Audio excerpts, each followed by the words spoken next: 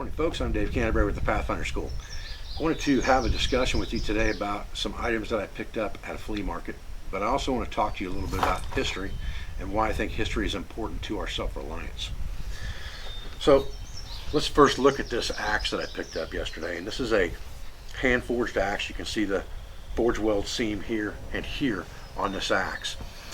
So it's a high carbon steel hand-forged axe with a straight handle. It's very good as far as the bit width. It has a very wide bit, so it's going to be good for splitting. It has a narrow profile, so it's going to be fairly good for fine carving. It also has a nice upsweep here where you can get your hand in there like a carpenter's axe to do fine carving work and have your hand in center profile of the blade. And I think that's important if you're going to do fine carving work with your axe, like a crafting axe or something like that. So this axe really fits a lot of bill. It has a good square bit or square pole on the back of it for pounding nails or stakes, things like that. It is an axe, it's not a tomahawk. It has a wedge hammered into the handle, but this axe would fit the time period anywhere from the 1700s to the current era. Obviously blacksmiths are still making axes to this day, been making them since well before the 1700s, but it is a good example of a hand-forged axe that you can pick up fairly cheaply if you keep your eyes open. Now, one of the things that I really find interesting about history and where it relates to self-reliance is when you get into the period of the pre-20th century to early 20th century. When you're talking about like 1880s to 1920s, 1930s, there was a lot of melding of knowledge that went together in that time period where you had things that were still old time, but you had technologies that we use even still today that were meshing together at that time. And I want to talk about a couple examples of things that I picked up at that flea market. The first one is this Dietz Hurricane Lantern, or Blizzard, #2 Blizzard Lantern. And you can, if you pick up a lantern like this, you can, if it says made in the USA on the top of it, like this one does, USA, New York, you can look at the cap where you fill and go up here on the side of the frame, and it will have stamped in there what date that lantern was made. And this one says US patent date 1913, has a couple other numbers, and the last number is S42, which means it was made at the Syracuse plant in New York in 1942. So this lantern was made in 1942, but the original patent for this lantern was from like 1911, 1913, I can't remember right off the top of my head, early 1900s. And this type lighting was used even in the late 1800s.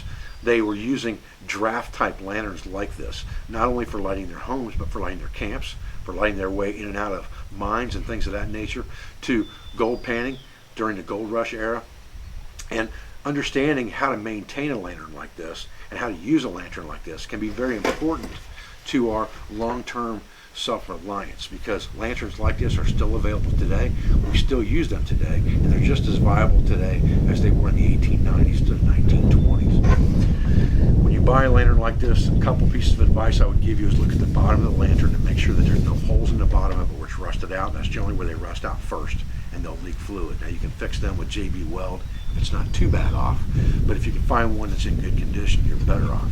I paid $35 for this lantern. To me, $35 is a good price for an old lantern that's in good shape, and this one works just as good now as it did the day it was made. And you lift these draft lanterns up, and that lifts your draft housing up here and lifts the globe up off of the burner. And the burner has a wick that goes down into the tank for kerosene. These were kerosene burning type lanterns. And then it has an adjustment here where you can lift the wick up and down to light the lantern. So we're going to light this lantern real quick, but that brings us to another piece of technology, and that is the match. And I picked up this tin at the same flea market for $2. This is actually a tin that has been soldered together.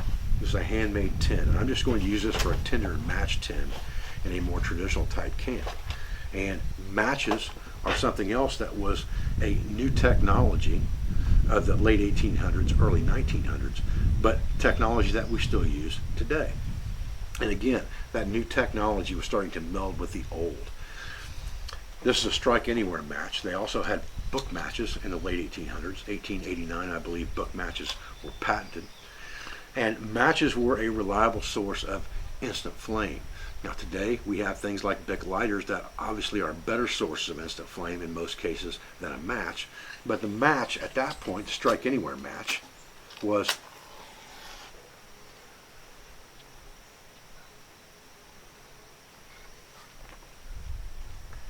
the choice for the period.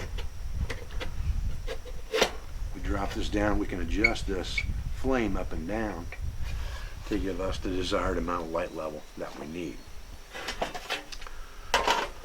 So kerosene lanterns and matches were readily available from the 1880s. Different types of matches were being manufactured all the way up to the 1900s when they started creating the safety match, the strike anywhere match, things of that nature. And these lanterns are the same way. They were available in the late 1800s, still available today. And the technology of this lantern and the way this lantern works, especially for emergency preparedness or for long-term self-reliance, is just as viable today as it was then.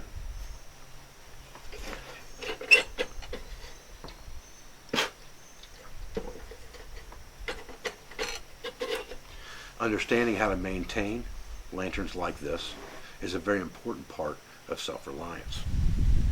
So the next thing I want to look at with you guys is this Carbide lamp. And this lamp I picked up for $20, and I have taken it apart and cleaned it very thoroughly. And again, understanding how to maintain things like this can make them just as viable today as they were when they were manufactured. And the guy dropper lamp, which was what this was originally called, named after the person that invented it, and the dropping of water, we'll talk about that in just a minute. His patent was sold to the Universal Lamp Company in 1932. So this lamp was probably made after 1932. But these carbide lamps were used very much in mining and things like that all the way up into the 1960s, and they're still used today by a lot of cavers. The precedence of this lamp, again, is new technology to the time, just as viable today, but there's a blend of even more technology that we're familiar with today within this lamp. The way this lamp works is it has a chamber here, it has a chamber here. The technology of the acetylene lamp, or what was called the carbide lamp, is that you would fill this chamber with calcium carbide. You would then put that on the bottom of this chamber and screw it shut. You would fill the upper chamber with water, and you had a flow valve on the top that controlled the amount of dripping water that came from here into the calcium carbide. When water makes contact with calcium carbide, it creates an acetylene gas.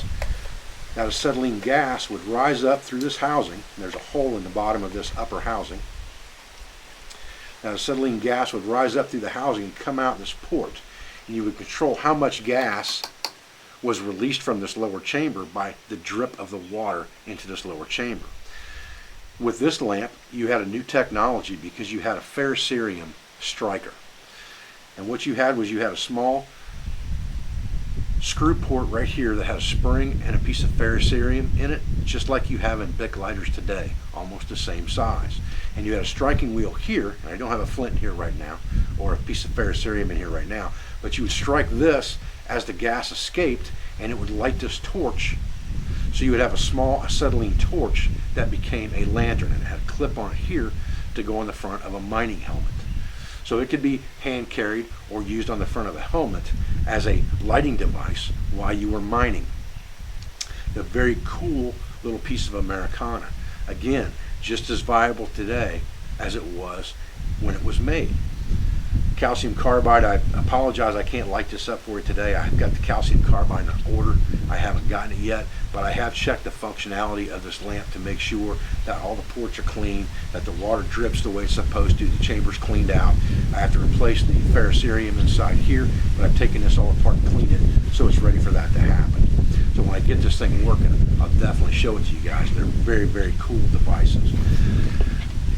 But those type things are very important for us to understand because you can find these type of items at sales and flea markets, and they're just as viable today as they were when they were made.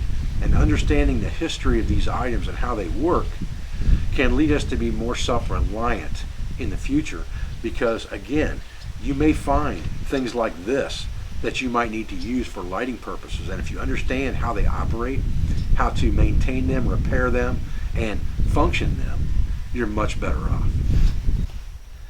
I think that it's important for us to be totally self-reliant, that we understand these older technologies. I think that a lot of people focus very heavily on what I would call primitive skills. And primitive skills meaning primitive as in cord making, basket making, friction fire, and all the things that you can do off the landscape. But we also need to understand that we don't live off the landscape in this day and age. And there's always going to be that house or that farm or that homestead. And these things may be available to us. And if we understand how to manufacture things like blacksmithing, if we understand how to refurbish things like these old lanterns, we understand the general makeup and we can identify how tools have been made and how sturdy they might be for our needs. Those things are important to us to understand, as important if not more than those primitive skills that we practice every day.